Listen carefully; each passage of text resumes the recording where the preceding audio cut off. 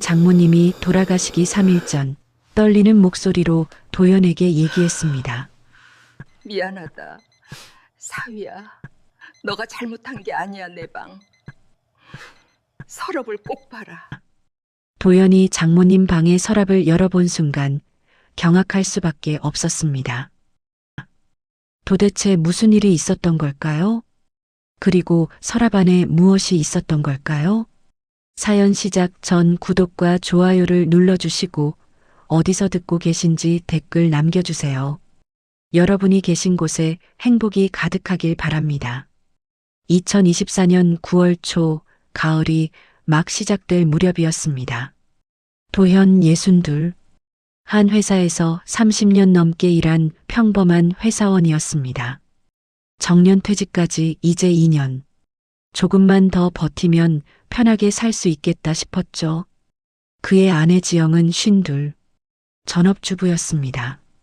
두 사람은 자식이 없었어요. 30년을 함께 살았지만 아이가 없었습니다. 처음엔 힘들었죠. 주변 사람들이 물어볼 때마다 미안한 마음이 들었으니까요. 하지만 세월이 흐르며 받아들였습니다. 그렇다고 두 사람이 특별히 다정한 부부는 아니었어요. 30년을 살다 보니 서로에게 익숙해졌죠. 하지만 그게 전부였습니다. 대화는 많지 않았어요. 저녁 먹고 각자 TV 보거나 주말엔 집에서 각자 시간을 보냈습니다.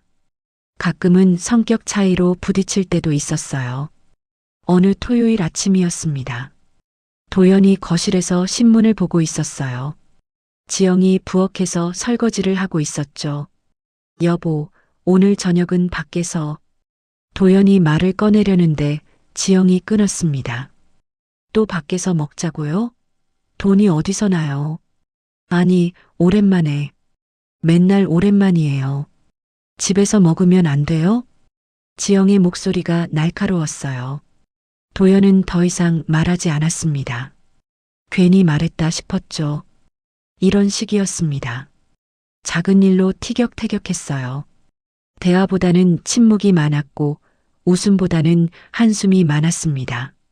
하지만 그래도 30년을 함께 산 부부였으니까요. 이혼까지 생각할 정도는 아니었어요.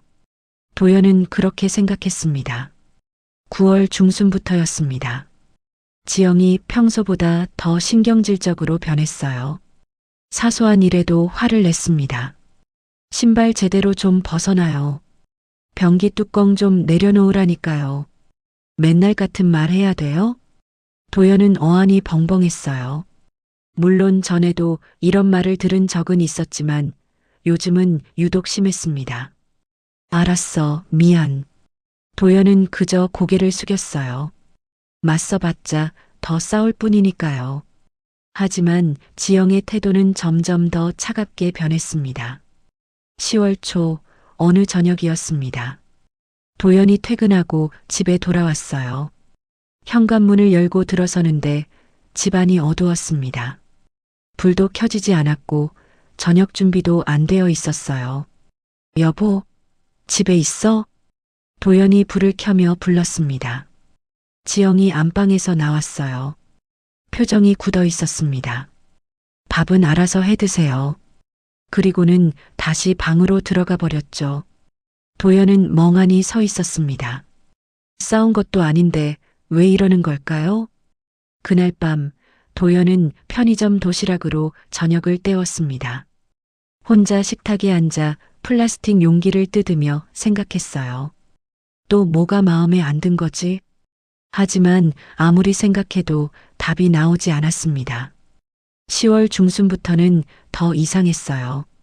지영이 밤마다 방에 틀어박혀 전화 통화를 하기 시작했습니다.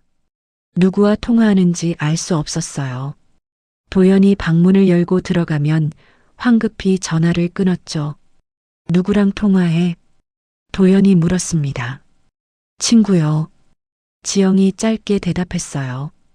더 이상 묻지 말라는 투였습니다. 도연은 이상했지만 더 파고들지 않았어요. 부부 사이에도 사생활은 있으니까요. 그리고 지영은 자주 외출하기 시작했습니다. 어디가? 친구 만나요. 언제 와? 늦을 거예요. 예전엔 집에만 있던 사람이었는데 요즘은 일주일에 서너 번씩 나가더니 밤늦게 들어왔습니다. 도연은 뭔가 이상하다는 생각이 들었어요. 하지만 딱히 뭐라 할 수도 없었습니다. 30년을 함께 살았지만 그렇다고 아내를 의심할 순 없었으니까요. 10월 말 어느 저녁이었습니다. 도연과 지영이 저녁을 먹고 있었어요. 말없이 밥만 먹는 식탁? 30년을 함께 살았지만 대화는 없었습니다. 도연이 먼저 입을 열었어요. 요즘 나한테 왜 그래? 지영이 젓가락을 놓았습니다. 뭐가요? 너무 차갑잖아. 뭐가 불만이야?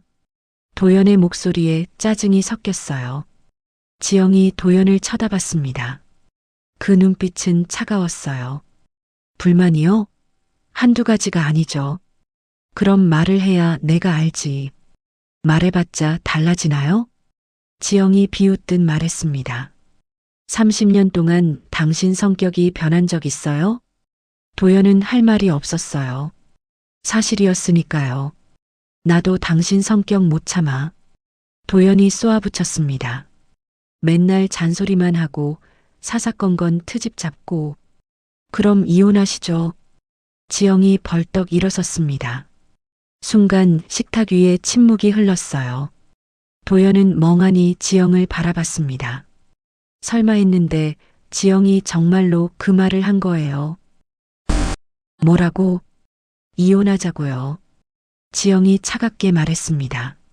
30년 참고 살았는데 이젠 못 참겠어요. 도연은 믿을 수 없었습니다. 물론 싸우긴 했지만 이혼까지 갈 일인가요? 야, 그게 무슨 소리야. 진심이에요. 지영이 단호하게 말했어요. 자식도 없는데 당신하고 뭐하러 더 사나요? 그 말에 도연은 가슴이 철렁했습니다.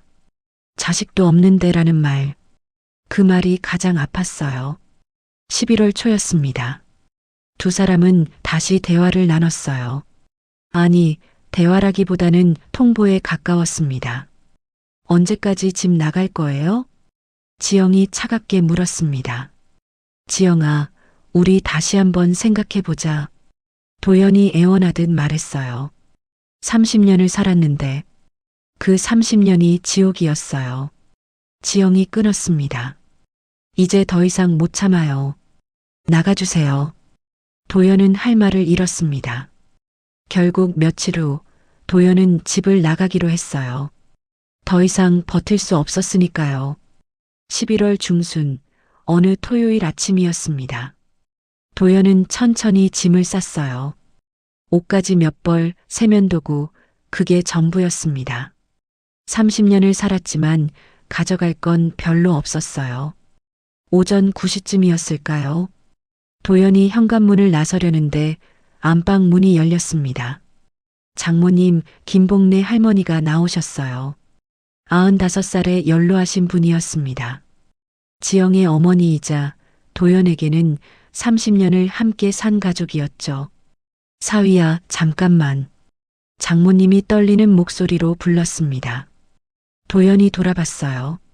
장모님은 낡은 상자 하나를 손에 들고 계셨습니다. 이거 가져가거라. 장모님이 상자를 건네셨어요.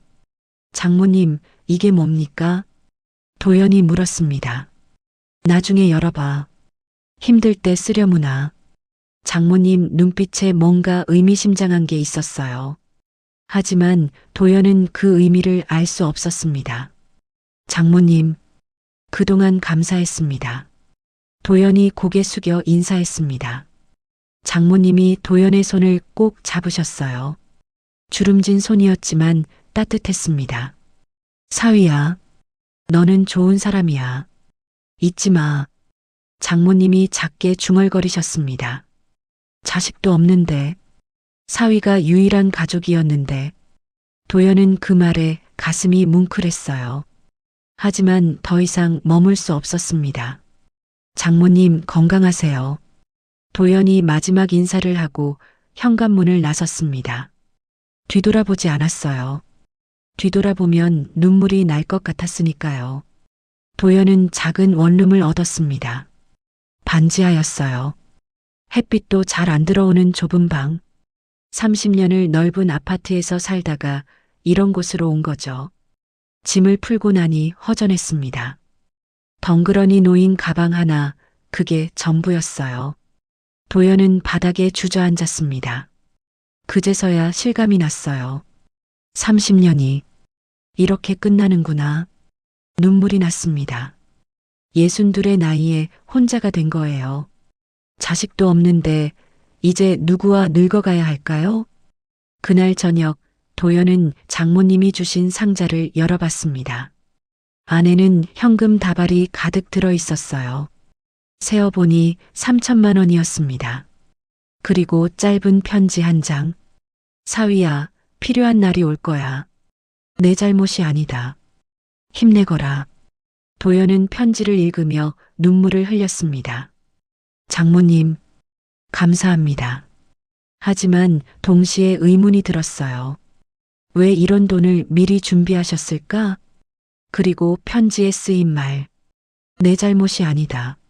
무슨 뜻일까요? 뭐가 도연 잘못이 아니라는 걸까요?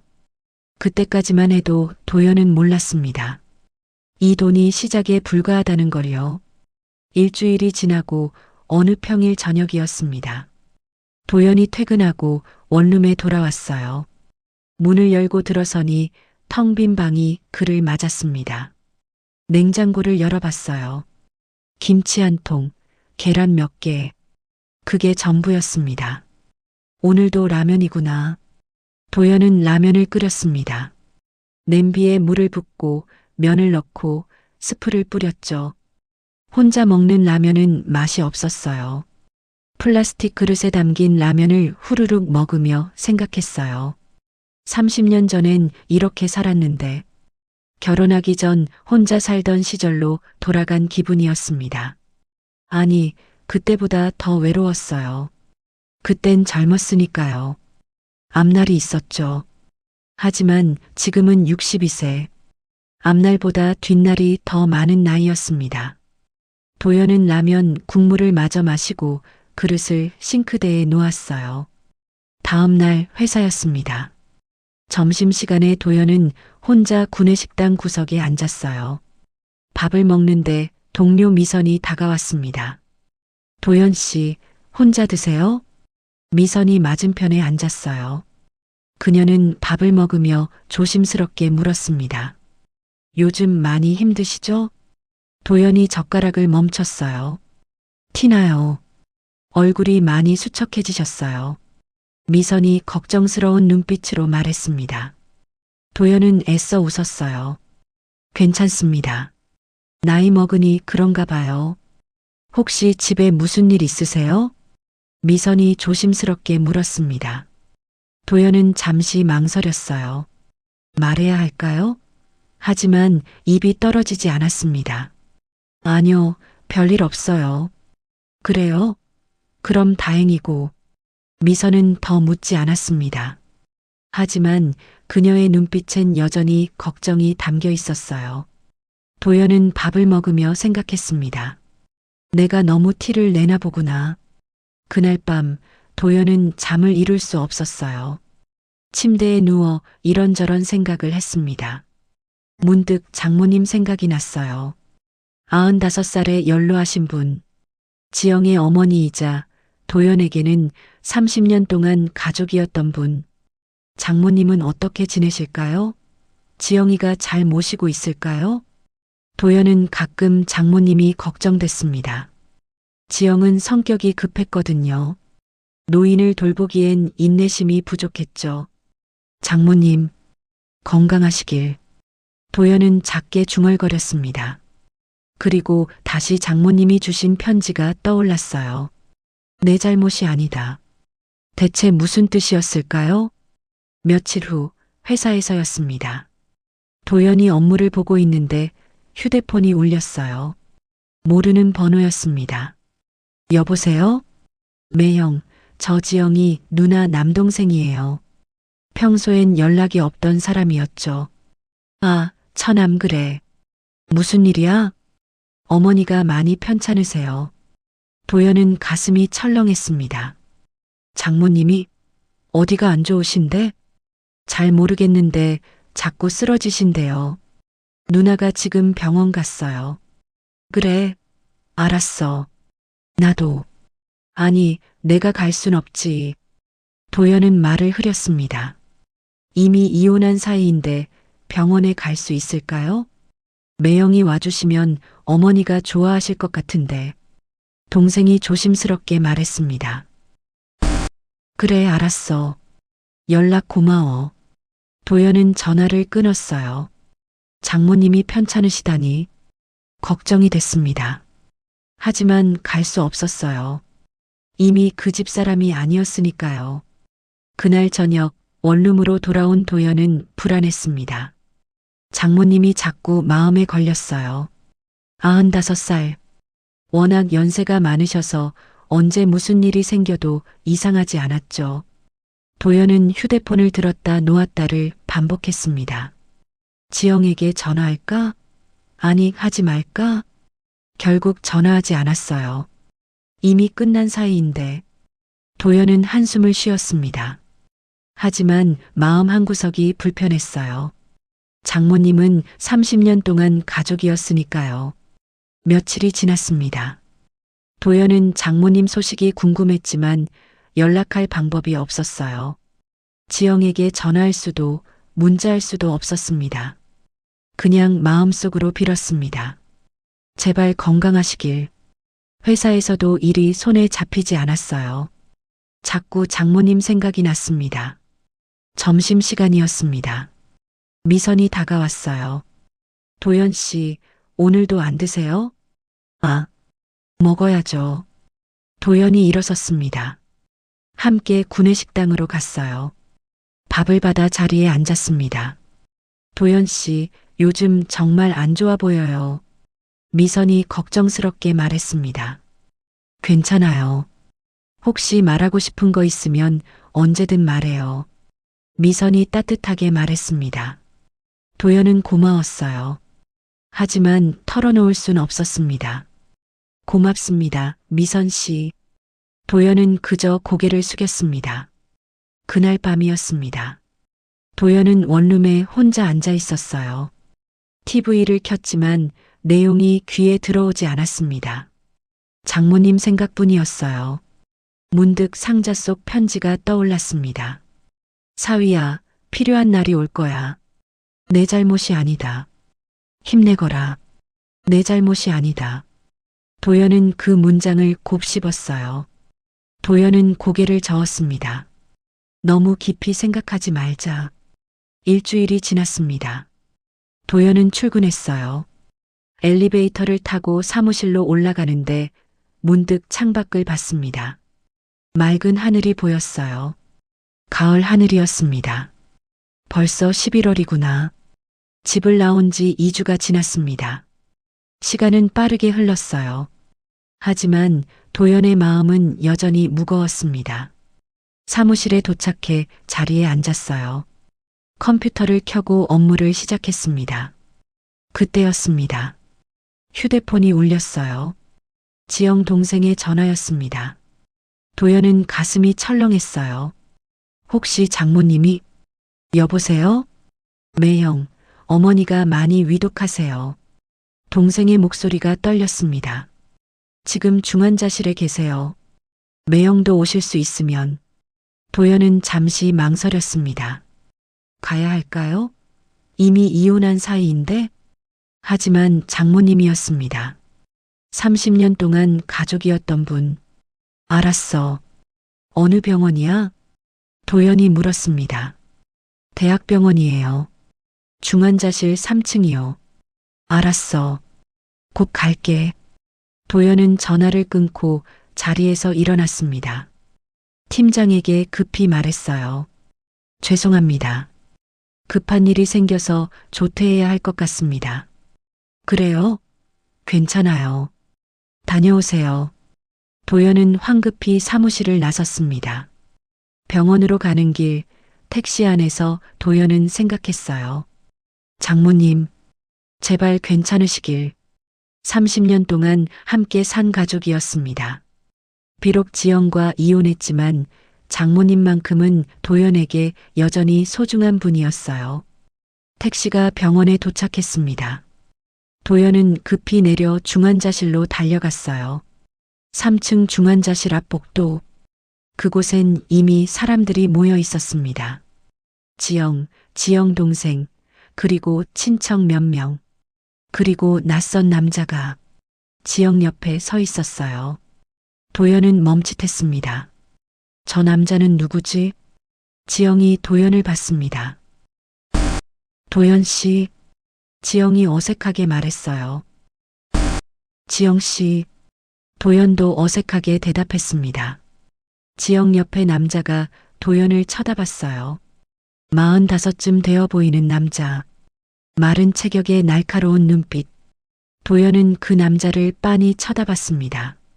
그때 간호사가 나왔습니다. 보호자분 중 사위분 계신가요?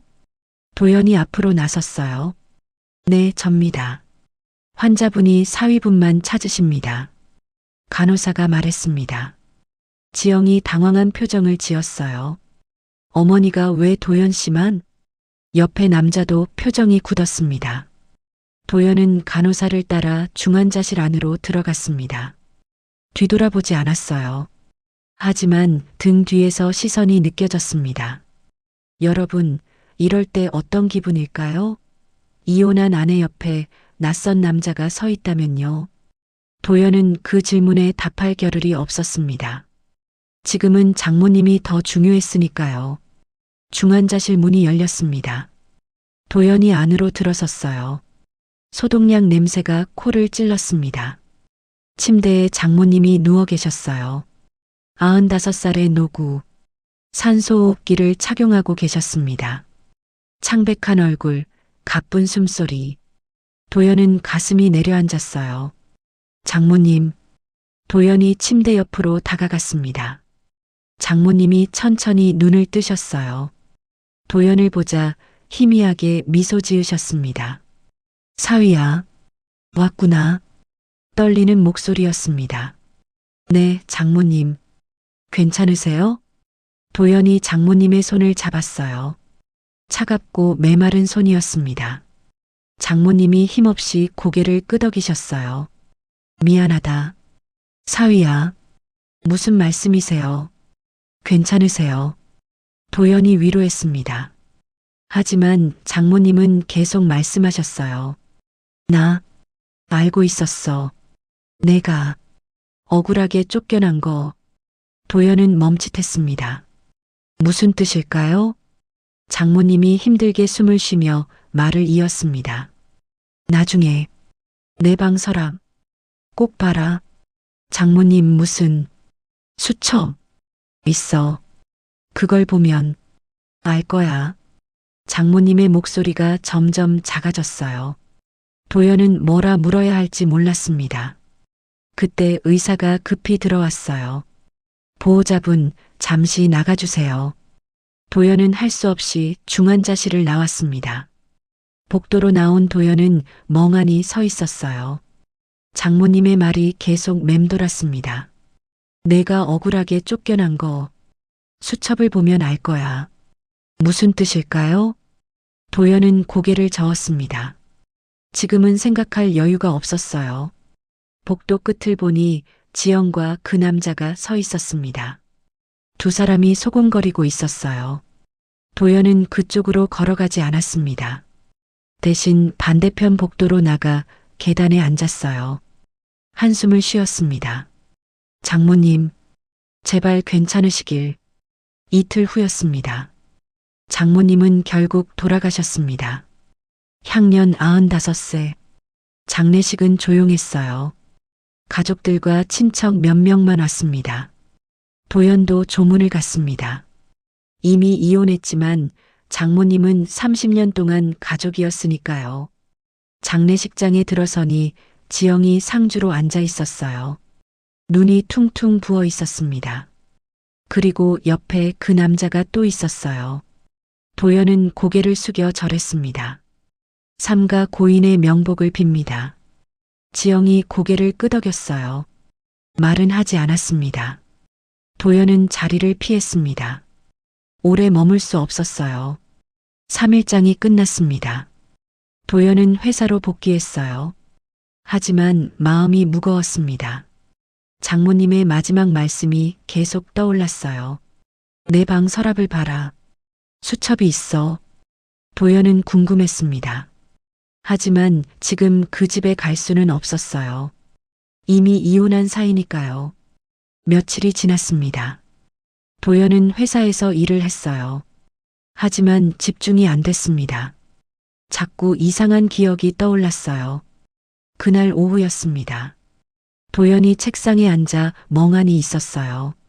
업무 자료를 보고 있었지만 내용이 머리에 들어오지 않았습니다. 문득 과거의 기억 하나가 스쳤어요. 몇 달 전, 이혼하기 전이었습니다.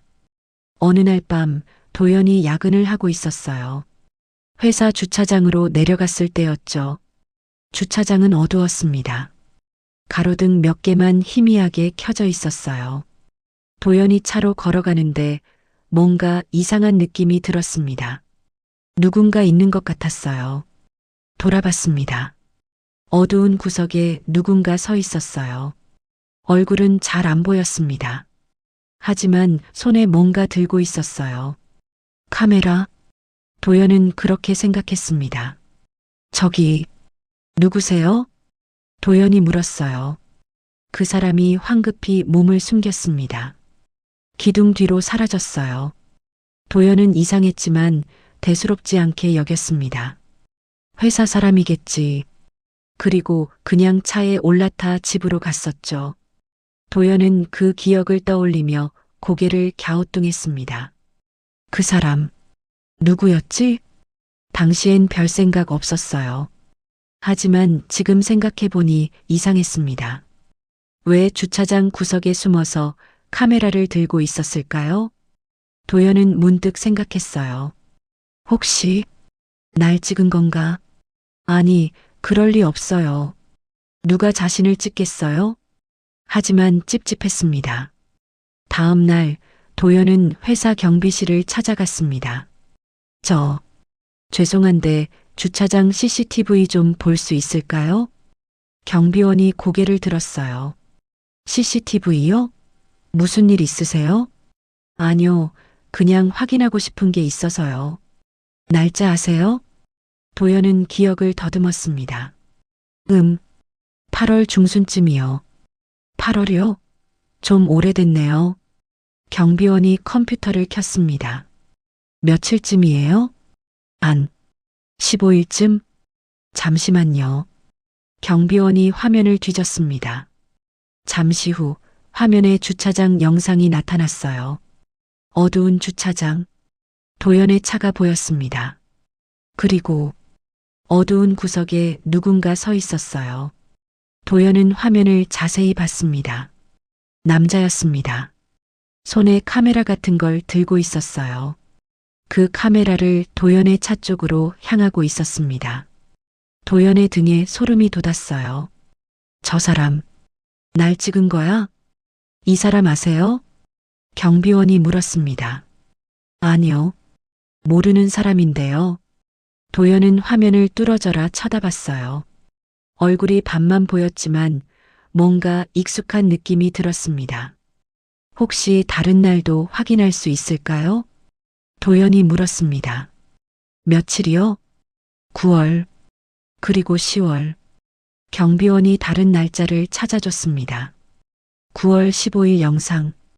똑같았어요. 같은 남자가 주차장 구석에 서서 도연의 차를 찍고 있었습니다. 10월 1일 영상. 또 나타났어요. 10월 15일 영상. 또 있었습니다. 도연은 온몸이 얼어붙었어요. 이 사람, 계속 날 감시한 거야? 뭔가 수상한데요? 경비원도 이상하다는 표정을 지었습니다. 도연은 아무 말도 할 수 없었어요. 대체 왜 누군가 자신을 몇 달 동안 감시한 걸까요? 도연은 경비실을 나왔습니다. 머릿속이 복잡했어요. 대체 저 남자는 누구지? 왜 날 감시한 거야? 도연은 휴대폰으로 그 남자의 얼굴을 사진 찍어뒀습니다. 화질이 좋지 않았지만 대략적인 윤곽은 알 수 있었어요. 회사로 돌아가는 길, 도연은 동료 미선을 만났습니다. 미선 씨. 네, 도연 씨? 혹시 몇 달 전에 회사 앞에서 낯선 남자 본 적 없어요? 미선이 잠시 생각하더니 고개를 끄덕였어요. 아, 맞다. 봤어요. 어떤 사람이었어요? 45쯤? 마른 체격에 계속 회사 앞에서 서성이더라고요. 자주 봤어요? 네, 서너 번은 본 것 같아요. 도연의 가슴이 쿵 내려앉았습니다. 그 사람, 뭐 하는 사람 같았어요? 글쎄요. 택배 기사인 줄 알았는데 아니었나 봐요. 미선이 말했습니다. 도연은 고개를 숙였어요. 고맙습니다, 미선 씨. 왜요? 무슨 일 있어요? 아니요. 아무것도. 도연은 자리로 돌아갔습니다. 그날 저녁 도연은 원룸으로 돌아왔어요. 침대에 앉아 생각했습니다. 누군가 자신을 몇 달 동안 감시했어요. 회사 주차장에서, 회사 앞에서. 대체 왜? 도연은 아무리 생각해도 이유를 알 수 없었습니다. 며칠이 지났습니다. 도연은 그 남자 생각을 떨칠 수 없었어요. 어느 금요일 저녁이었습니다. 도연이 퇴근하고 원룸으로 가는 길이었어요. 배가 고파서 식당을 찾아 걷고 있었죠. 한 식당 앞을 지나가다 우연히 창문 안을 봤습니다. 그 순간 도연은 얼어붙었어요. 식당 안에 지영이 앉아 있었습니다. 그리고 맞은편에 남자가 있었어요. 두 사람은 친밀하게 웃으며 대화하고 있었습니다. 남자가 지영의 손을 잡았어요. 지영이 얼굴을 붉히며 웃었습니다. 도연은 충격을 받았어요. 이혼했지만 그래도 30년을 함께 산 사람이었으니까요. 하지만 그보다 더 충격적인 건 그 남자의 얼굴이었습니다. 도연은 그 얼굴을 알아봤어요. CCTV에서 본 남자, 주차장에서 자신을 찍던 남자, 회사 앞에서 서성이던 남자, 그리고 장례식장에서 지영 옆에 서 있던 남자. 바로 저 사람이잖아. 도연의 머릿속이 하얘졌습니다. 도연은 그 자리에 멈춰 섰어요. 머릿속이 빠르게 돌아갔습니다. 저 남자가 자신을 감시했어요. 몇 달 동안. 그리고 지금 지영과 친밀하게 앉아 있습니다. 이건 우연이 아니에요. 도연은 손이 떨렸습니다. 대체 무슨 일이 벌어진 거지? 하지만 확실한 증거는 없었어요. 도연은 그냥 돌아섰습니다. 더 이상 볼 수 없었어요. 원룸으로 돌아온 도연은 침대에 주저앉았습니다. 머릿속이 복잡했어요. 저 남자, 왜 나를 감시했지? 지영이랑 무슨 관계지? 혹시? 도연은 끔찍한 생각이 들었습니다. 혹시 이혼도 저 남자 때문인가? 아니, 그럴 리 없어요. 이혼은 지영과 도연의 성격 차이 때문이었으니까요. 그렇죠? 하지만 의심이 들기 시작했습니다. 도연은 장모님의 말씀을 떠올렸어요. 내가 억울하게 쫓겨난 거 수첩을 봐라. 혹시 장모님은 뭔가 아셨던 걸까요? 도연은 결심했습니다. 알아봐야겠어. 여러분, 만약 여러분이라면 어떻게 하시겠어요? 누군가 당신을 몇 달 동안 감시했고 그 사람이 배우자와 친밀하게 지내고 있다면요? 도연은 진실을 알아야 했습니다. 다음 날 아침 도연은 출근했습니다. 하지만 일이 손에 잡히지 않았어요. 자꾸 그 남자 생각만 났습니다. 점심시간이 되었습니다. 도연은 구내식당으로 갔어요. 밥을 받아 구석 자리에 앉았습니다. 미선이 다가왔어요. 도연 씨, 여기 앉아도 돼요? 그러세요. 미선이 맞은편에 앉았습니다. 밥을 먹다가 조심스럽게 물었어요. 요즘 더 안 좋아 보이시는데 괜찮으세요? 도연은 젓가락을 놓았습니다. 미선 씨, 저 좀 이상한 거 물어봐도 될까요? 그럼요, 뭔데요? 도연은 잠시 망설였어요. 하지만 누군가에게 털어놓고 싶었습니다. 제 전 아내가 어떤 남자랑 자주 만나는 것 같은데. 미선이 눈을 크게 떴어요. 혹시 이전부터 알던 사이는 아닐까요? 미선이 조심스럽게 물었습니다. 도연은 멈칫했어요. 그 말이 가슴에 꽂혔습니다. 그럴 리가. 하지만 확신할 수 없었어요. 오후가 되었습니다. 도연은 자리에 앉아 과거를 떠올렸어요. 이혼하기 전 지영의 행동들, 자주 외출했던 것, 밤마다 전화 통화하던 것, 방 안으로 들어가서 몰래 통화하던 것, 그리고 갑자기 차가워진 태도. 자식도 없는데 당신하고 뭐하러 사나요? 그 말. 도연은 주먹을 꽉 쥐었어요. 그때부터 이미, 혹시 그때부터 그 남자와 만나고 있었던 걸까요? 도연은 알고 싶었습니다. 진실을. 그날 저녁 원룸으로 돌아온 도연은 컴퓨터를 켰어요. 인터넷 검색을 시작했습니다. 하지만 이름을 몰랐어요. 얼굴만 봤을 뿐이었죠. 도연은 한숨을 쉬었습니다. 어떻게 알아내지? 그때 생각이 났어요. 지영의 SNS. 도연과 이혼했지만 지영의 계정은 비공개가 아니었습니다. 도연은 지영을 팔로우하고 있지 않았지만 검색하면 볼 수 있었어요. 도연은 지영의 계정을 찾아갔습니다. 최근 게시물을 봤어요. 음식 사진, 카페 사진, 그리고 한 장의 사진이 눈에 들어왔습니다. 지영과 남자가 함께 있는 사진이었어요. 바로 그 남자였습니다. 도연은 사진을 확대했어요. 태그가 달려 있었습니다. 박성민. 이름이었습니다. 도연은 그 이름을 클릭했어요.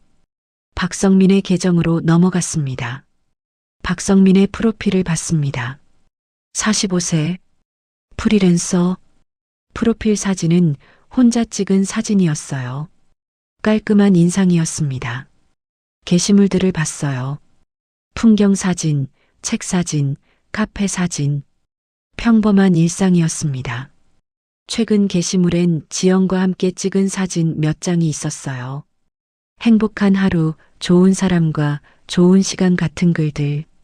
도연은 사진들을 보며 속이 뒤틀렸습니다. 하지만 특별히 이상한 건 없었어요. 그냥 평범한 중년 남자의 SNS였습니다. 이 사람이 정말 사기꾼일까? 겉으로 보기엔 의심스러운 게 없었어요. 도연은 한숨을 쉬었습니다. 증거가 없어. SNS만 봐서는 알 수 없었습니다. 도연은 더 조사하기로 했습니다. 다음 날 회사에서 미선을 찾아갔어요. 미선 씨, 죄송한데 부탁 하나만 해도 될까요? 뭔데요? 혹시 박성민이란 사람 알아볼 방법 없을까요? 박성민이요? 그 남자 이름이 그거예요? 미선이 잠시 생각하더니 말했습니다. 제 남편이 경찰이거든요. 도연이 눈을 크게 떴어요. 정말요? 네. 비공식적으로 한번 조회해 볼게요. 범죄 기록 같은 거요. 괜찮을까요? 문제되는 거 아니에요? 이름만 조회하는 건 괜찮아요. 걱정 마세요. 미선이 따뜻하게 웃었습니다. 정말 감사합니다. 도연이 고개를 숙였어요. 며칠이 지났습니다. 도연은 초조하게 기다렸어요. 과연 박성민이란 남자는 누구일까요? 그리고 왜 자신을 감시했을까요? 어느 날 오후 회사 휴게실이었습니다. 미선이 도연을 조용히 불렀어요. 도연 씨, 잠깐 이리 오세요. 도연이 다가갔습니다. 미선이 주변을 살피며 낮은 목소리로 말했어요. 그 사람, 2년 전에 비슷한 일로 경찰 조사받았대요. 도연은 숨이 멎는 것 같았습니다. 뭐라고요? 쉿, 조용히요. 미선이 손가락을 입에 갖다 댔어요. 결혼 사기 비슷한 거였는데 증거 부족으로 무혐의 처리됐대요. 그럼 진짜로. 도연의 목소리가 떨렸습니다. 남편이 조회해봤는데 정과는 없지만 조사 기록은 남아있더래요. 피해자가 고소했지만 증거가 명확하지 않아서 무혐의로 끝났다고. 도연은 주먹을 꽉 쥐었어요. 이 자식이. 온몸이 떨렸습니다. 분노와 충격이 동시에 밀려왔어요. 도연 씨, 조심하세요. 위험한 사람일 수도 있어요. 미선이 걱정스럽게 말했습니다. 도연은 고개를 끄덕였어요. 하지만 마음은 복잡했습니다. 그날 저녁 원룸으로 돌아온 도연은 침대에 앉았습니다. 머릿속이 복잡했어요. 박성민. 2년 전에 결혼 사기로 조사받은 남자. 그 남자가 지영에게 접근했어요. 그리고 자신을 몇 달 동안 감시했습니다. 왜? 도연은 생각했어요. 혹시 지영을 조종한 걸까요? 이혼하게 만든 걸까요? 도연은 손으로 얼굴을 감쌌습니다. 30년을. 이렇게. 만약 그게 사실이라면. 도연은 억울하게 쫓겨난 거였어요. 도연은 인터넷에서 박성민 사기로 검색했습니다. 뉴스 기사 하나가 나왔어요. 2023년 기사였습니다. 이혼 후 재산 분쟁 소송. 남편 측 제3자 개입 주장했으나 증거 부족으로 기각. 기사를 읽어 내려갔어요. 자녀 없는 부부가 돌연 이혼. 남편은 아내가 다른 남자의 조종을 받았다고 주장. 하지만 증거 불충분으로 패소. 기사 속 남편 이름은 강태수 65세였습니다. 도연은 가슴이 철렁했어요. 이 사람도 박성민한테 당한 거구나. 자식 없는 부부를 골라서 하는구나. 도연은 검색을 더했습니다. 강태수의 변호사를 찾아냈어요. 전화번호가 나와 있었습니다. 도연은 망설였어요. 전화해야 할까요? 하지만 알아야 했습니다. 진실을. 다음 날 도연은 변호사 사무실에 전화했습니다. 여보세요. 혹시 강태수 씨 연락처를 알 수 있을까요? 누구신데요? 저도 비슷한 일을 당한 사람입니다. 변호사가 잠시 침묵하더니 말했어요. 잠시만 기다리세요. 몇 분 후 변호사가 전화번호를 알려줬습니다. 도연은 감사 인사를 하고 전화를 끊었어요. 그리고 떨리는 손으로 강태수에게 전화를 걸었습니다. 신호음이 울렸어요. 한참 후 전화가 연결됐습니다. 여보세요? 나이 든 남자의 목소리였어요. 저, 혹시 박성민이라는 사람 아십니까? 전화 너머로 긴 침묵이 흘렀습니다. 당신은?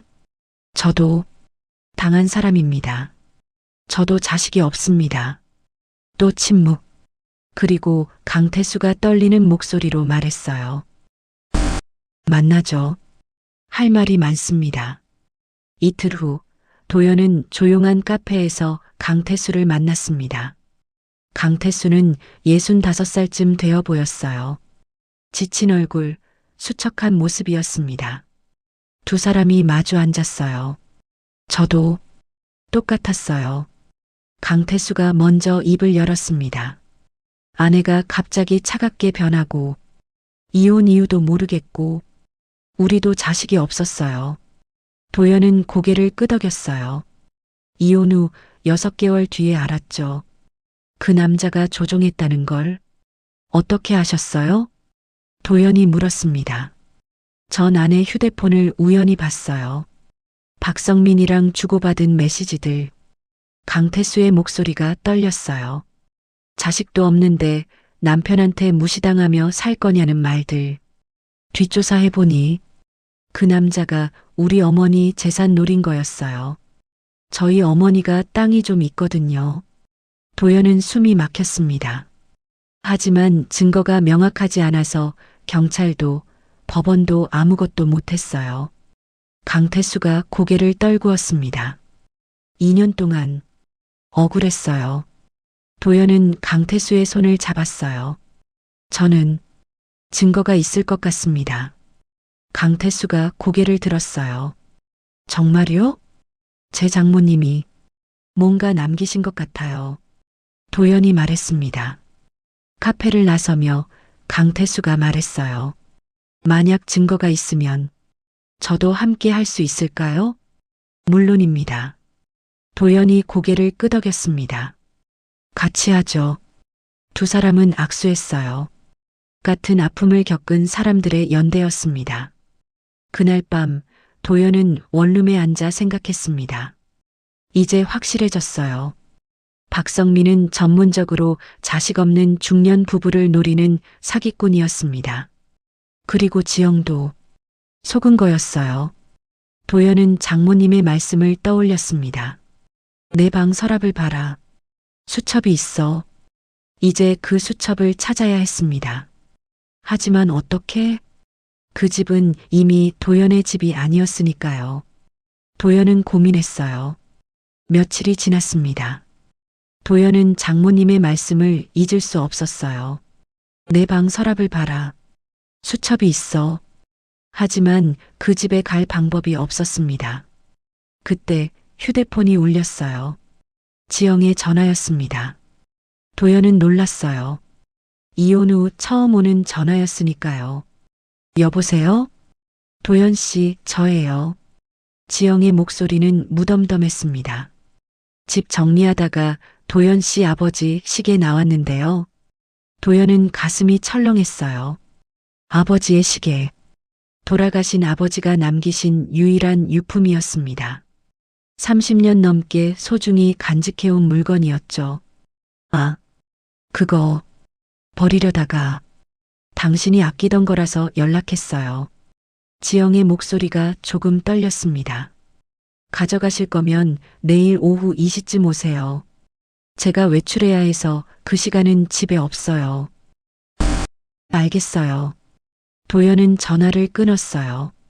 다음 날 오후 2시였습니다. 도연은 예전 집 앞에 섰어요. 집은 조용했어요. 지영은 외출한 모양이었습니다. 도연은 조심스럽게 안으로 들어섰습니다. 30년을 살았던 집. 하지만 지금은 낯선 기분이 들었어요. 도연은 먼저 거실을 둘러봤습니다. 탁자 위에 작은 상자가 놓여 있었어요. 아버지의 시계였습니다. 잠시 시계를 바라보다가 도연은 고개를 들었습니다. 그리고 장모님 방을 바라봤어요.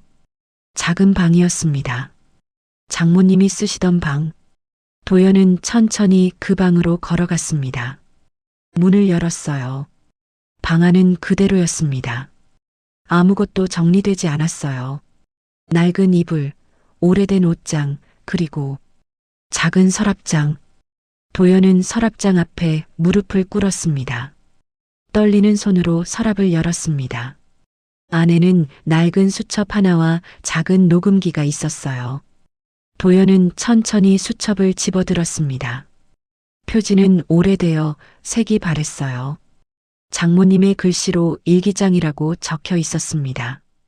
도연은 수첩을 펼쳤어요. 첫 페이지, 2024년 9월 15일. 장모님의 떨리는 글씨가 보였습니다. 지영이가 오늘 늦게 들어왔다. 표정이 이상했다. 무슨 일이 있는 것 같다. 도연은 다음 페이지를 넘겼어요. 2024년 9월 22일. 지영이가 낯선 남자와 통화하는 걸 봤다. 웃으며 이야기하더라. 저 남자는 누구일까? 도연의 손이 떨렸습니다. 계속 읽어 내려갔어요. 2024년 10월 3일. 지영이 표정이 점점 어두워진다. 도연이한테 차갑게 대한다. 무슨 말을 들은 것 같다.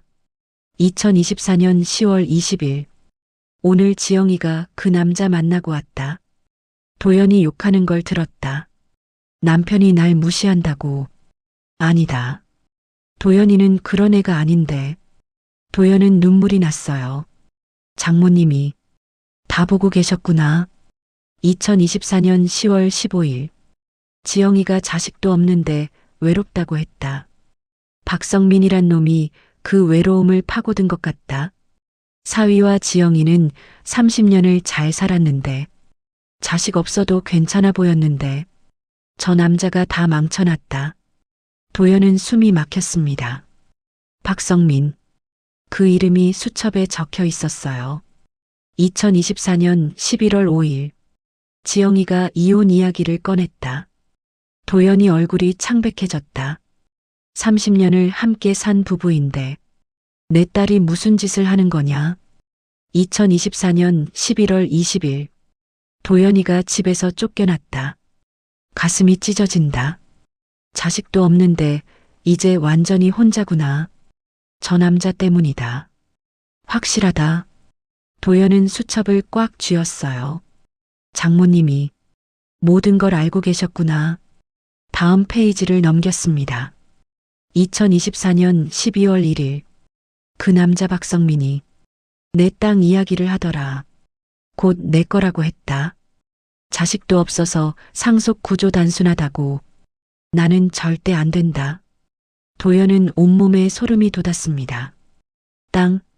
박성민이 장모님의 땅을 노린 거였어요.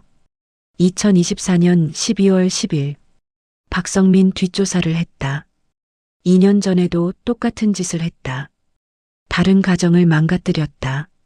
그것도 자식 없는 부부였다. 이 악당을 막아야 한다.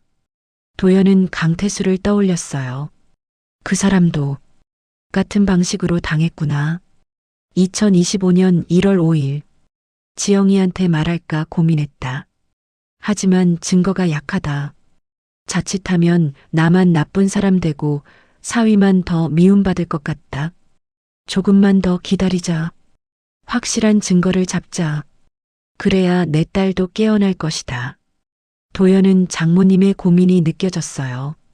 딸과 사위 사이에서 얼마나 힘드셨을까요? 2025년 1월 15일. 오늘 박성민이란 놈이 우리 집에 왔다. 요즘 자주 온다. 혹시 몰라 거실에 녹음기를 틀어놨다. 지영이는 장 보러 나갔다. 나는 방에 누워 있었다. 놈은 거실에서 편하게 앉아 전화를 했다. 나를 무시하는 것 같았다. 통화 내용이 들렸다. 곧 그 땅이 내 거야. 지영이 엄마 죽으면 바로 넘어오지. 소름이 돋았다. 하지만 꼼짝 않고 누워 있었다. 드디어 증거를 잡았다. 이제 사위한테 꼭 전해야겠다. 마지막 문장이었습니다. 도연은 수첩을 덮었어요. 눈물이 주르륵 흘렀습니다. 장모님, 혼자서 이렇게 기록하셨구나. 도연을 지키기 위해. 도연은 녹음기를 집어들었습니다. 작은 녹음기였어요. 재생 버튼을 눌렀어요. 잠시 잡음이 들리더니 목소리가 흘러나왔습니다. 박성민이 누군가와 통화하는 목소리였어요. 야, 지금 괜찮아. 지영이가 그러는데 지엄마는 안에서 자고 있다고 하더라. 몸이 안 좋다고. 박성민이 낮게 웃었습니다. 곧 그 땅이 내 거야. 지영이 엄마 죽으면 바로 넘어오지. 2년 전 그 집도 성공했는데 이번에도 성공할 것 같다. 박성민이 웃었어요. 이번엔 규모가 크지. 100억은 되겠어. 지영이는 쉬운 타겟이야. 자식도 없어서 외로워 죽겠대. 그 외로움만 파고들면 끝이지. 그 남편 욕만 계속해주면 알아서 움직여. 당신 무시한다. 자식도 없는데 뭐하러 사나 이런 말만 계속 심어주면 돼. 이미 쫓아냈잖아. 이혼까지 시켰고. 그리고 자식 없으니까 구조가 단순해. 그 할머니는 나이가 많으니 이제 곧 알아서 죽을 거야. 요즘 건강도 안 좋아졌더라. 도연은 녹음기를 꽉 쥐었어요. 온몸이 떨렸습니다. 분노가 치밀어 올랐어요. 이 자식이. 주먹으로 바닥을 쳤습니다. 이렇게 망가뜨린 거야. 도연은 눈물을 흘렸어요. 분노와 슬픔이 뒤섞였습니다. 한참을 그렇게 앉아 있었습니다. 도연은 천천히 일어났어요. 수첩과 녹음기를 챙겼습니다. 집을 나서려는데 문득 생각이 났습니다. 2년 전 그 집. 강태수? 도연은 휴대폰을 꺼냈어요. 강태수에게 전화를 걸었습니다.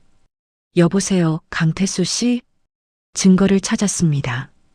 전화 너머로 숨쉬는 소리가 들렸어요. 정말요? 네. 녹음 파일이랑 수첩이요.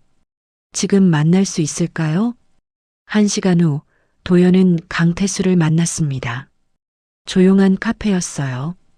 도연은 녹음기를 재생했습니다. 강태수는 듣고 나서 눈물을 흘렸어요. 이거면 고소할 수 있어요. 제대로 할 수 있어요. 강태수의 목소리가 떨렸습니다. 저도 함께 할 수 있을까요? 물론입니다. 도연이 고개를 끄덕였습니다. 같이 하죠. 더 이상 피해자가 나오면 안 됩니다. 두 사람은 악수했어요. 다음 날 도연은 회사에서 미선을 찾아갔습니다. 미선 씨, 이런 증거가 있는데 어떻게 해야 할까요? 도연은 녹음과 수첩 내용을 설명했어요. 미선은 듣고 나서 경악했습니다. 이건 범죄예요. 완전히 자식도 없는 부부들을 골라서. 미선이 분노했어요. 제 남편이 경찰이에요. 정식으로 신고하죠. 이 정도 증거면 충분히 수사 들어갈 거예요. 네. 제가 남편한테 미리 이야기해 볼게요. 어떻게 진행하면 좋을지. 미선이 도연의 손을 잡았습니다. 도연 씨, 꼭 그 나쁜 놈 잡으세요. 며칠 후 도연과 강태수는 변호사 사무실을 찾아갔습니다. 녹음 파일, 수첩, SNS 증거를 모두 제출했어요. 변호사는 자료를 검토하고 나서 고개를 끄덕였습니다. 사기죄로 충분히 입건 가능합니다. 결혼빙자 사기, 재산 취득 목적 사기. 피해자가 2명이니 더 강력해지고요. 변호사가 말했습니다. 특히 자식 없는 부부를 타겟으로 한 점. 악질적입니다. 특히 이 녹음. 결정적입니다. 증거도 명확합니다. 녹음, 수첩, 증인 다 있으니까요. 도연과 강태수는 결심했어요. 신고하겠습니다. 저도 함께 하겠습니다. 더 이상 다른 피해자 나오면 안 됩니다. 그날 오후 두 사람은 경찰서를 찾아갔습니다. 미선 남편의 소개로 담당 형사를 만났어요. 녹음 파일, 수첩, 모든 증거를 제출했습니다. 담당 형사는 증거를 확인하고 나서 고개를 끄덕였어요. 이 정도면 충분합니다. 정식 수사 들어가겠습니다. 미선 남편이 말했습니다. 제대로 조사해 주세요. 피해자가 더 있을 수 있습니다. 자식 없는 부부를 타겟으로. 정말 악질이네요. 형사도 분노했습니다. 도연과 강태수는 진술서를 작성했어요. 자세하게 처음부터 끝까지. 공식 수사가 시작됐습니다. 형사에게서 연락이 왔습니다. 도연 씨, 박성민 과거 피해자들을 더 찾았습니다. 지금까지 확인된 건 총 4명입니다. 도연은 숨이 막혔어요. 4명인데 모두 자식 없는 중년 부부였습니다. 형사가 말했습니다. 그리고 모두 장모나 시모가 재산을 갖고 있는 경우였고요. 완전히 패턴이 있네요. 맞습니다. 전문적으로 노린 거죠. 형사가 한숨을 쉬었어요. 다른 피해자들 연락처 드릴게요. 한번 만나보시겠어요? 그럽시다. 이틀 후였습니다. 도연과 강태수는 다른 피해자들을 만났어요. 조용한 회의실이었습니다. 피해자들이 하나둘 들어왔어요. 모두 지친 얼굴이었습니다. 도연이 먼저 인사했어요. 안녕하세요. 저는 도연입니다. 강태수입니다. 다른 피해자들도 자신을 소개했습니다. 저는 김영수입니다. 63세요. 이준호입니다. 58세입니다. 박철민입니다. 61세입니다. 모두 비슷한 나이대였어요. 도연이 입을 열었습니다. 다들 박성민한테 당하셨죠? 침묵이 흘렀어요. 김영수가 먼저 말했습니다. 네. 3년 전이었어요. 아내가 갑자기 차갑게 변하더니 자식도 없는데 외롭다고 하더라고요. 그의 목소리가 떨렸어요. 그러더니 이혼하자고 했습니다. 왜냐고 물어도 대답이 없었어요. 이준호도 말했습니다. 저도 똑같았어요. 2년 반 전이었습니다. 아내가 어떤 남자를 만나기 시작했어요. 나중에 알고 보니 박성민이더라고요. 박철민이 주먹을 꽉 쥐었어요. 저는 4년 전입니다. 제일 오래됐네요. 그때는 박성민이란 이름도 몰랐어요. 그냥 이혼만 당했죠. 도연은 녹음 파일을 들려줬습니다. 피해자들은 녹음을 듣고 나서 분노했어요. 이 자식이 우리를 이렇게. 김영수가 눈물을 흘렸습니다. 저희 어머니가 돌아가시기 전에 말씀하셨어요. 뭔가 이상하다고. 하지만 저는 믿지 않았습니다. 증거가 없었으니까요. 이준호도 고개를 떨구었어요. 저도 의심은 했어요. 하지만 확신할 수 없었습니다. 그냥 제 탓인 줄 알았어요. 박철민이 말했습니다. 자식도 없는데 아내마저 떠나니 살고 싶지 않았습니다. 침묵이 흘렀어요. 모두가 같은 아픔을 겪었습니다. 강태수가 입을 열었습니다. 이번엔 달라요. 증거가 있습니다. 우리 모두 함께하면 박성민을 잡을 수 있어요. 도연이 고개를 끄덕였어요. 더 이상 피해자가 나오면 안 됩니다. 우리가 막아야 합니다. 김영수가 눈물을 닦았어요. 저도 함께 하겠습니다. 이번엔 꼭 잡아야 해요. 이준호와 박철민도 고개를 끄덕였습니다. 저도 하겠습니다. 같이 합시다. 5명의 남자가 악수했어요. 같은 아픔을 겪은 사람들의 연대였습니다. 다음 날 5명은 함께 경찰서를 찾아갔습니다. 각자 진술서를 작성했어요. 자세하게 처음부터 끝까지 박성민이 어떻게 접근했는지, 아내가 어떻게 변했는지, 이혼이 어떻게 진행됐는지, 그리고 이혼 후 어떤 일이 있었는지.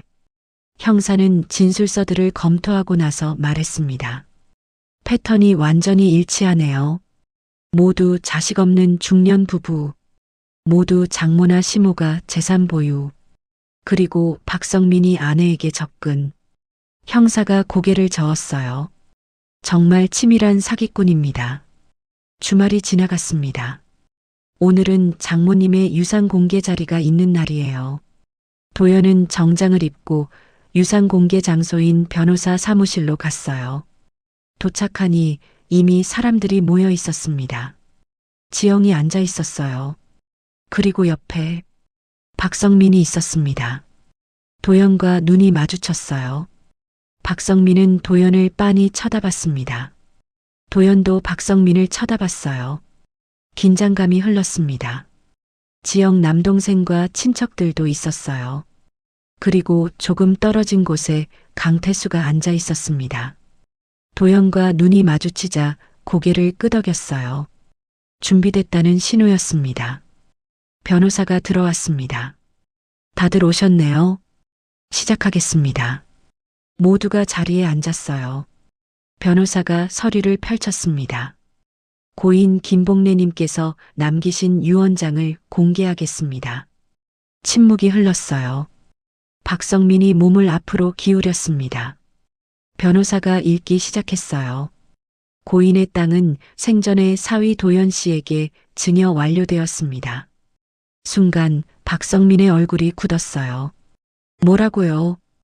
박성민이 벌떡 일어났습니다. 이건 말도 안 돼. 딸한테 가야지.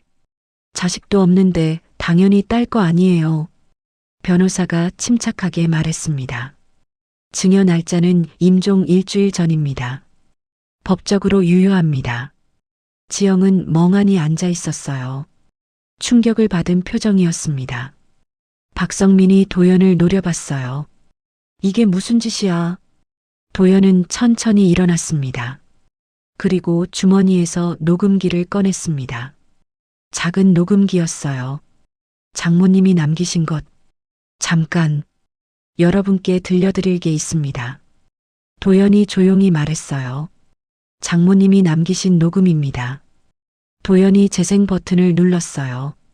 잠시 잡음이 들리더니 목소리가 흘러나왔습니다.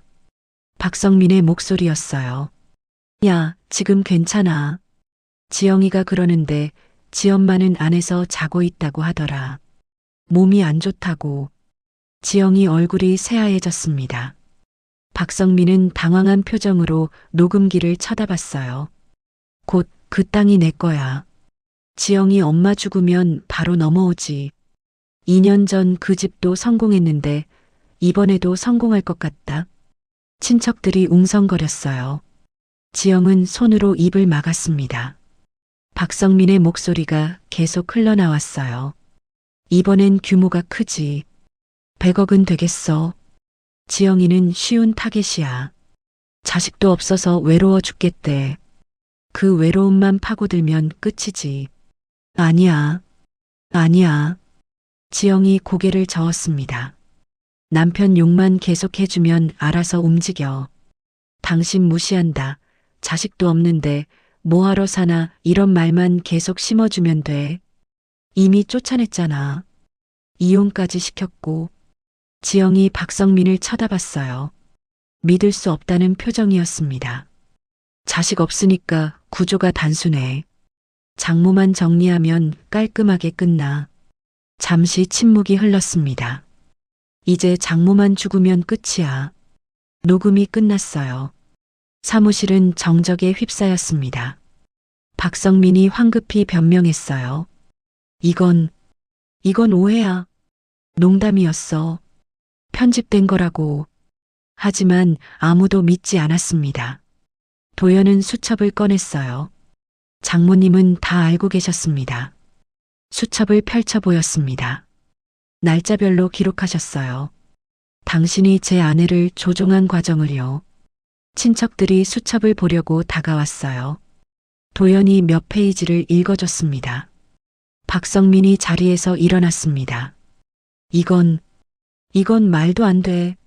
나는 지영이를 사랑해. 도연이 차갑게 말했어요. 그리고 당신이 2년 전에도 똑같은 짓을 했다는 것도 알아요. 이때 강태수가 일어났습니다. 2년 전 저한테도 똑같이 했죠? 박성민이 강태수를 봤어요.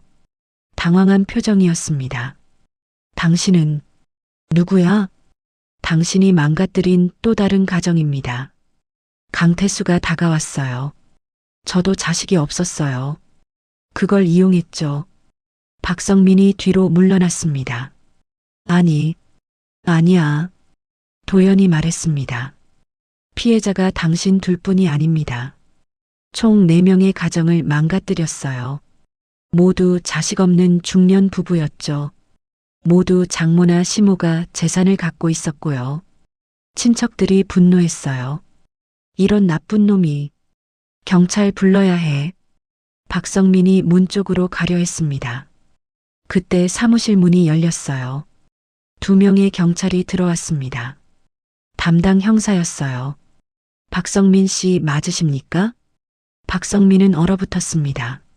사기 및 결혼빙자 사기 혐의로 체포영장이 발부되었습니다. 경찰이 수갑을 꺼냈어요. 박성민이 도망치려 했습니다. 하지만 경찰이 재빠르게 제압했어요. 수갑이 채워졌습니다. 철컥. 차갑고 무거운 소리였어요. 박성민이 소리쳤습니다. 아니야. 오해야. 나는 아무것도 안 했어. 지영아. 박성민이 지영을 쳐다봤어요. 나 좀 도와줘. 우리 사랑했잖아. 하지만 지영은 고개를 돌렸습니다. 눈물만 흘렸어요. 박성민이 끌려나갔습니다. 나라고. 나는 억울해. 목소리가 점점 멀어졌어요. 사무실에 침묵이 흘렀습니다. 지영이 주저앉았어요. 바닥에 털썩 앉아 눈물을 흘렸습니다. 저는 정말 몰랐어요. 온몸이 떨렸어요. 자식이 없어서 외롭다고 그 말에 속았어요. 제가 이용당한 거였어요? 지영이 울먹였어요. 30년을 제가 망쳐버렸어요. 친척들도 어쩔 줄 몰라 했어요. 누군가는 한숨을 쉬었고 누군가는 고개를 저었습니다. 지영이 천천히 도연에게 다가왔어요. 비틀거리며 걸어와 도연 앞에 무릎을 꿇었습니다. 도연 씨, 지영의 목소리가 떨렸어요. 미안해요. 제가 바보같이 당신 잘못이 아니었는데 눈물이 뺨을 타고 흘렀습니다. 30년을 함께 살았는데 제가 너무 잘못했어요. 도연은 지영을 내려다봤어요. 복잡한 감정이 교차했습니다. 분노도 있었고 슬픔도 있었어요. 하지만 동시에 안도감도 있었습니다. 자신이 잘못한 게 아니었다는 것, 억울하게 쫓겨난 게 아니었다는 것. 도연은 깊게 숨을 쉬었어요. 당신도 속은 거예요. 차분한 목소리였습니다. 장모님이 그렇게 말씀하셨어요. 하지만 도연이 고개를 저었습니다. 우리는 이제 끝이야. 30년은 진짜였겠죠. 하지만 다시 시작할 수 없어요. 지영이 계속 울었어요. 도연은 더 이상 보지 않았습니다. 돌아서서 사무실을 나갔어요. 강태수가 뒤따라 나왔습니다. 복도에서 두 사람은 멈춰 섰습니다. 강태수가 도연의 어깨에 손을 올렸어요. 끝났습니다. 네, 끝났네요. 도연이 대답했어요. 2년 동안 기다렸습니다. 강태수의 목소리가 떨렸습니다. 드디어 끝났어요. 두 사람은 악수했어요. 같은 아픔을 겪은 사람들, 그리고 함께 싸워서 이긴 사람들. 태수 씨, 재심 청구하세요. 이 증거면 충분할 겁니다. 그럴게요. 고맙습니다. 도연 씨. 건물 밖으로 나왔습니다. 햇빛이 눈부셨어요. 12월 초 겨울 햇살이었습니다. 차갑지만 따뜻한 빛이었어요. 도연은 하늘을 올려다봤습니다. 장모님, 고맙습니다. 눈물이 났어요. 하지만 이번엔 슬픔이 아니었습니다. 안도감이었어요. 그리고 감사함이었습니다. 며칠이 지났습니다. 도연은 회사에 출근했어요. 미선이 다가왔습니다. 도연 씨, 들었어요? 박성민 체포됐다면서요? 네, 미선 씨 덕분입니다. 아니에요. 도연 씨가 용기 내셨잖아요. 미선이 따뜻하게 웃었어요. 이제 좀 마음 편하세요? 도연이 고개를 끄덕였습니다. 네, 이제 떳떳해요. 제가 잘못한 게 아니었으니까요. 그럼 됐어요. 미선이 도연의 손을 잡았습니다. 앞으로 좋은 일만 있을 거예요. 일주일 후였습니다. 형사에게서 연락이 왔어요. 도연 씨, 박성민 구속됐습니다. 재판은 언제쯤이에요? 한 달 후쯤 1심 시작할 겁니다. 증거가 명확해서 유죄 확실합니다. 형사가 말했습니다. 10년은 나올 것 같아요. 도연은 안도했어요. 다른 피해자들은 손해배상 청구 준비 중입니다. 잘 됐네요. 도연 씨 덕분입니다. 아니요, 장모님 덕분이죠. 도연은 장모님 묘소를 찾아갔습니다. 겨울바람이 차가웠어요. 하지만 도연은 개의치 않았습니다. 묘비 앞에 꽃을 놓았어요. 장모님, 도연이 무릎을 꿇었습니다. 드디어 끝났습니다. 박성민이 잡혔어요. 곧 재판 받을 겁니다. 묘비는 아무 대답도 하지 않았어요. 하지만 도연은 느낄 수 있었습니다. 장모님이 미소 짓고 계신 것 같았어요. 그 수첩이 없었으면 도연의 목소리가 떨렸습니다. 저는 평생 제가 잘못한 줄 알고 살았을 거예요. 억울한 사람으로 죽었을 겁니다. 눈물이 흘렀어요.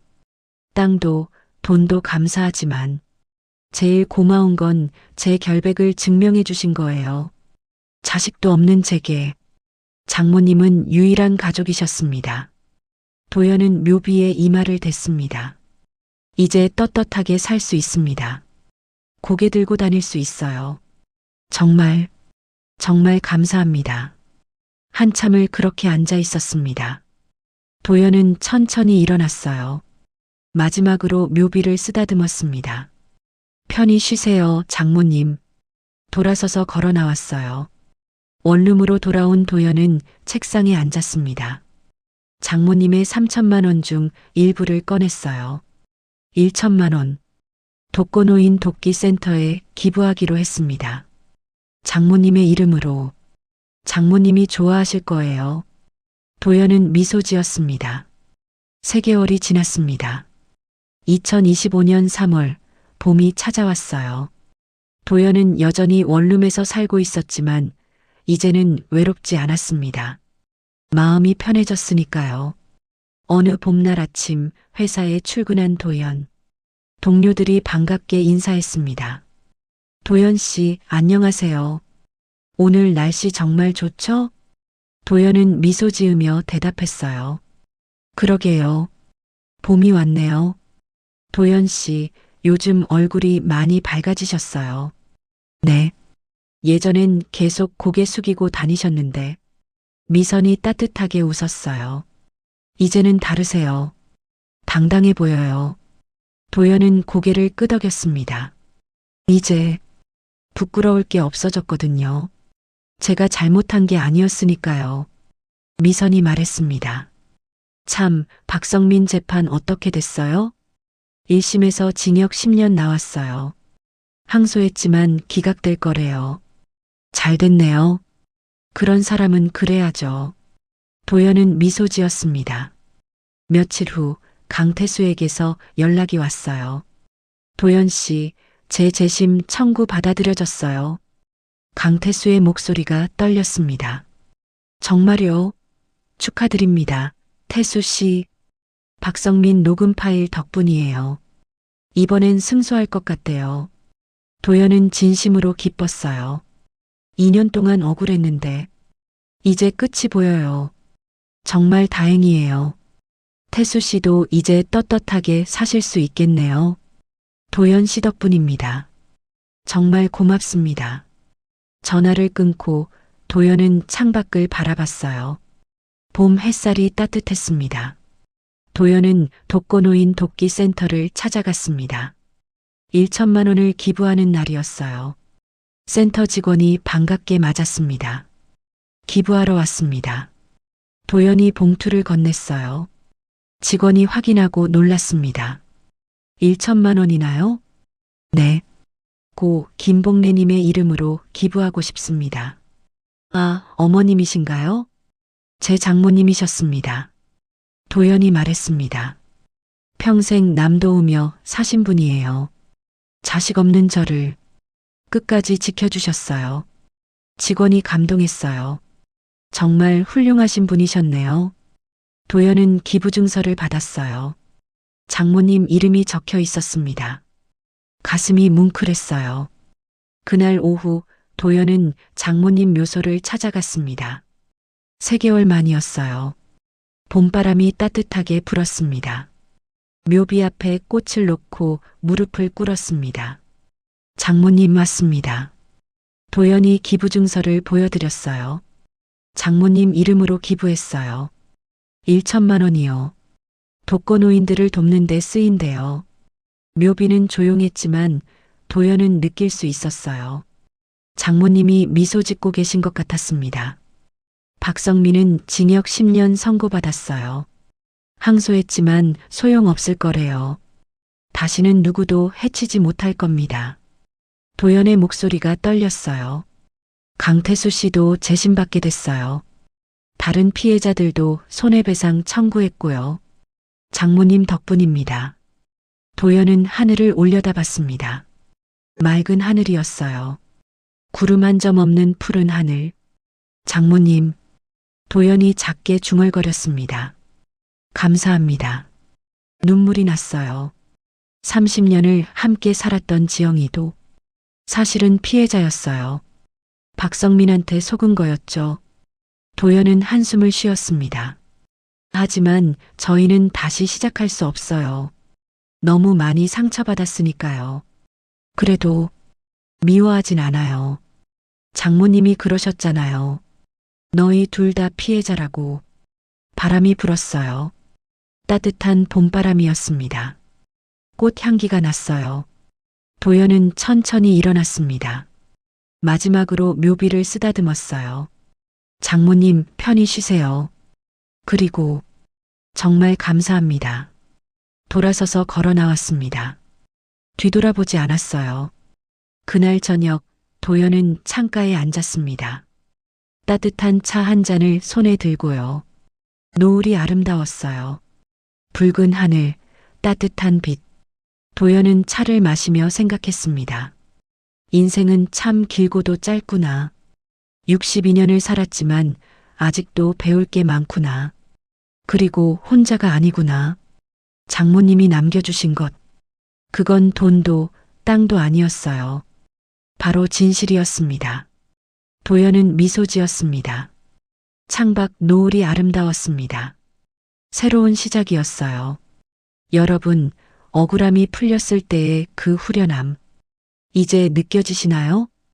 도연은 알았습니다. 인생은 끝이 아니라는 걸. 62세에도 새로운 시작이 있다는 걸. 그리고 혼자가 아니라는 걸. 장모님이 남겨주신 세 개의 선물. 3천만 원, 땅 문서, 그리고 수첩과 녹음기. 하지만 진짜 선물은 따로 있었습니다. 바로 진실이었어요.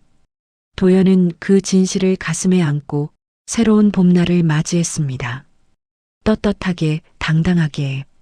오늘 이야기가 마음에 드셨다면 좋아요와 구독 부탁드립니다. 어디서 듣고 계신지 댓글로 남겨주세요. 여러분이 계신 곳에 행복이 가득하길 바랍니다.